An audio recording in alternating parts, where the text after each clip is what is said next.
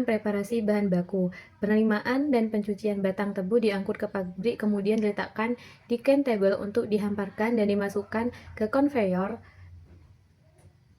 Tebu dicuci untuk menghilangkan kotoran seperti tanah, daun untuk memastikan kemurnian nira dan mencegah kerusakan peralatan. Tebu dipotong menjadi potongan lebih kecil menggunakan can cutter. Potongan tebu kemudian disayat menjadi serat-serat halus pada can slider atau dihancurkan untuk merusak sel tebu dan memudahkan ekstraksi nira. Yang kedua yaitu stasiun penggilingan. Tebu yang telah dihancurkan atau disayat diumpankan ke unit gilingan yang terdiri dari roll cluster, can conveyor, dan tangki air. Tebu dilewatkan melalui serangkaian roll bertekanan tinggi yang memeras nira. Rangkaian tersebut yaitu imbibisi. Air ditambahkan secara berulang ke serat tebu di antara gilingan untuk meningkatkan efisiensi ekstraksi sukrosa. Proses gilingan dilakukan bertahap, misalnya melalui gilingan 1 sampai gilingan 4 untuk memaksimalkan proses pemerasan nira. Gilingan 1 menghasilkan nira pertama NPP dan ampas. Gilingan 2 menghasilkan nira penahan lanjut NPL setelah penambahan air imbisi dari hasil gilingan 3. Gilingan 3 dan 4 juga menerima air imbisi. Produk samping yaitu sisa serat tebu disebut ampas atau bagasa yang umumnya digunakan sebagai bahan bakar boiler di pabrik.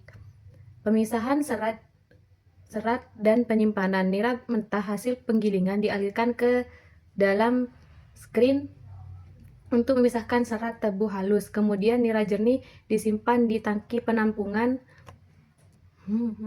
Kemudian yang ketiga yaitu stasiun pemurnian. Nira mentah dipompa ke heat exchanger untuk dipanaskan hingga suhu sekitar 70 derajat Celcius hingga 105 derajat Celcius. Tahap ini melalui beberapa. Yang pertama yaitu defekasi. Nira dialirkan ke defekator. Menambahkan susu kapur CaOH2 ditambahkan untuk menaikkan pH dan mengikat kotoran membentuk endapan flukolan. Proses defekasi bisa dilakukan beberapa kali hingga pH nira mencapai sekitar 9,5. Sulfitasi dilakukan setelah defekasi dengan penambahan gas SO2 hingga pH mencapai 7-7,7 untuk memutihkan nira, menetralkan kelebihan kapur, dan menjaga warna nira agar tetap jernih. Karbonatasi dengan metode alternatif yang melibatkan penambahan kapur diikuti dengan aliran gas CO2 untuk membentuk endapan kalsium karbonat yang membawa serta kotoran. Nira hasil pemurnian awal dialirkan ke flash tank untuk membuang gas terlarut yang menghambat pengendapan. Nira kemudian dimasukkan ke clarifier atau sedimentasi untuk mengendapkan kotoran dan memisahkan nira jernih dari nira kotor. Filtrasi. Nira kotor dicampur dengan ampas halus dan disaring menggunakan rotary vacuum filter untuk menghasilkan nira terpisah yang dikembalikan ke proses pemurnian. Nira jernih juga dapat disaring menggunakan filter press atau filter vakum untuk memastikan nira benar-benar jernih. Yang keempat yaitu stasiun penguapan atau evaporasi. Nira jernih dipanaskan hingga 100-110 derajat Celcius sebelum masuk ke evaporator. Nira jernih yang masih memiliki kadar air tinggi diuapkan dengan sistem multiple effect evaporator. Tujuan utamanya adalah untuk mengurangi kadar air dan meningkatkan konsentrasi gula hingga sekitar 60-60% padatan terlarut, menghasilkan nira pekat. Uap dari satu efek digunakan sebagai sumber panas untuk efek berikutnya, menjadikan sangat efisiensi energi. Dan pH nira dijaga hingga mencapai 6,5-7 selama proses ini. Yang kelima yaitu stasiun pemasakan atau kristalisasi. Nira pekat dialirkan ke sulfitator kedua untuk perbaikan warna gula. Kristalisasi terkontrol nira pekat kemudian diolah untuk membentuk kristal gula melalui kristalisasi terkontrol di fan evaporator.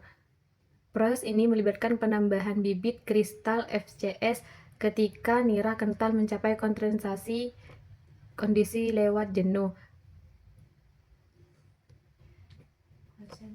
Selanjutnya yaitu pembesaran kristal. Pembesaran kristal dilakukan dengan penguapan air perlahan. Pendinginan dan pematangan. Kristalisasi dipercepat di palung pendingin melalui pendinginan cepat diikuti pendinginan dan pematangan untuk memastikan kristal terbentuk dengan baik.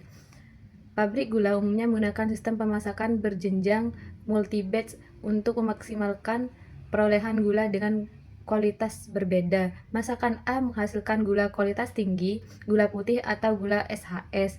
Masakan B dan C menghasilkan gula kualitas menengah dari sisa sirup masakan sebelumnya. Masakan D menghasilkan gula kualitas terendah. Sirup terakhir dari masakan D disebut tetes yang tidak dapat dikristalisasi lagi. Berikutnya yaitu stasiun putaran atau centrifugation. Kristal gula dipisahkan dari larutan induk menggunakan prinsip sentrifugasi. Campuran kristal dan sirup dimasukkan ke dalam keranjang berlubang yang berputar cepat mendorong sirup keluar sementara kristal gula tertahan.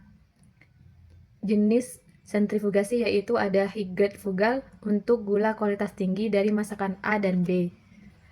Low-grade fugal untuk gula kualitas rendah dari masakan C dan D.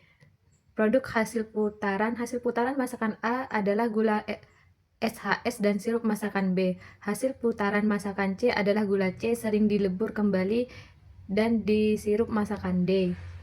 Hasil putaran masakan D adalah gula D juga dilebur kembali dan tetes. Proses berulang cairan sirup diproses ulang pada evaporator dan palung pendingin berikutnya untuk mengekstraksi lebih banyak gula. Yang ketujuh yaitu stasiun penyelesaian. Kristal gula yang telah dipisahkan diproses lebih lanjut. Gula produk dari evaporator dialirkan ke talang goyang menuju rotary drum dryer atau fluidizer bed dryer untuk menghilangkan kelembapan dan mencegah pengumpalan. Gula kering kemudian disaring menggunakan vibrating screen dengan beberapa jenis saringan untuk memisahkan kristal berdasarkan ukurannya. Target sekitar 0,9 sampai 1,1 mm. Gula halus, gula produk, dan gula kasar dipisahkan. Gula halus dan kasar biasanya diproses dan dikemas terpisah atau dilebur kembali. Gula disimpan pada di sugar bin sebelum didistribusikan ke konsumen. Yang kedelapan yaitu stasiun peleburan. Gula kasar atau gula halus yang tidak sesuai standar, misalnya gula D, gula C, atau gula yang tidak seragam ukurannya akan dilebur kembali dengan air panas menjadi nira leburan. Nira leburan ini kemudian dikembalikan ke proses sebelumnya seperti stasiun pemurnian atau penguapan untuk diolah kembali hingga menjadi gula berkualitas tinggi. Tujuan pada stasiun peleburan ini yaitu untuk memaksimalkan perolehan gula dan meminimalkan limbah produk.